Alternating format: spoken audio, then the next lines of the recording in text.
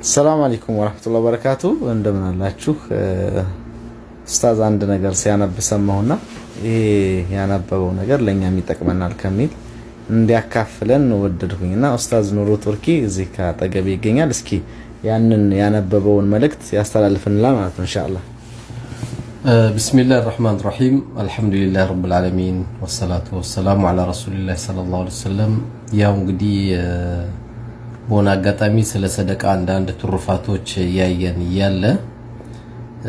ለየት ያለ ደግሞ ሐዲስ አይቼ ያው እንግዲህ ሐዲስ ሁሉ ጊዜ ለየት ይላል ባነበብን ቁጥር በጠየቅን ቁጥር ባዳመጥን ቁጥር ኪታብ ይዘን በቀራን ቁጥር አዳዲስ ነገሮች ይፈጠራልና ዛሬ ደግሞ የሚገርም ነገር ነው ያየሁት ላካፍላችሁ ብዬ ነው እሱ ምንድነው በመጨረሻው ዘመን አሉ ነብዩ አለይሂ ሰላቱ ወሰለም ሰደቃ የሚሰጥ ሰው ሰደቃውን ይዝና ሰው ይፈልጋል ሰው ፈልጎ ለመስጠት ደግሞ እጁን የሚዘረጋለት ሰው ያጣል ይሄ ማለት ምንድነው ሰደቃ ለማውጣት ትፈልጋለህ ነገር ግን አይቀበልም ሰው ያ ዘመን ከመምጣቱ በፊት ይላሉ የአላህ መላእክተኛ ዛሬ ሰደቃችሁን ሰድቁ ነው ምክንያቱም ያ ዘመን ከመጣ ኦሬዲ የቂያማ መቅረቢያ ነው ምክንያቱም ማንንም ሰው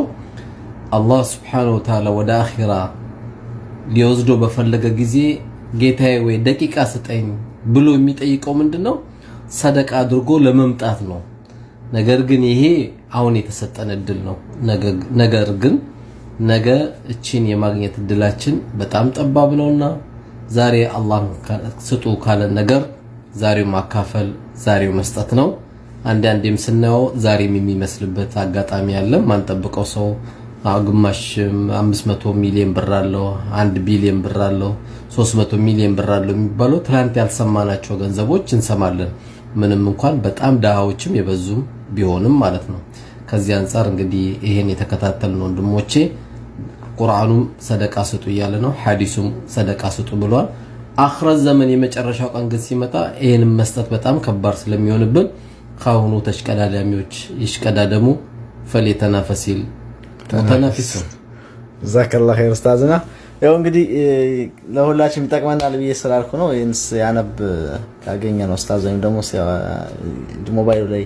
ያገላበጠ የሆነ ነገር አንብቦ ነውና ለዛ ነው ጀዛኩሙላህ ኸይረን ሰላም አለይኩም ወራህመቱላሂ ወበረካቱ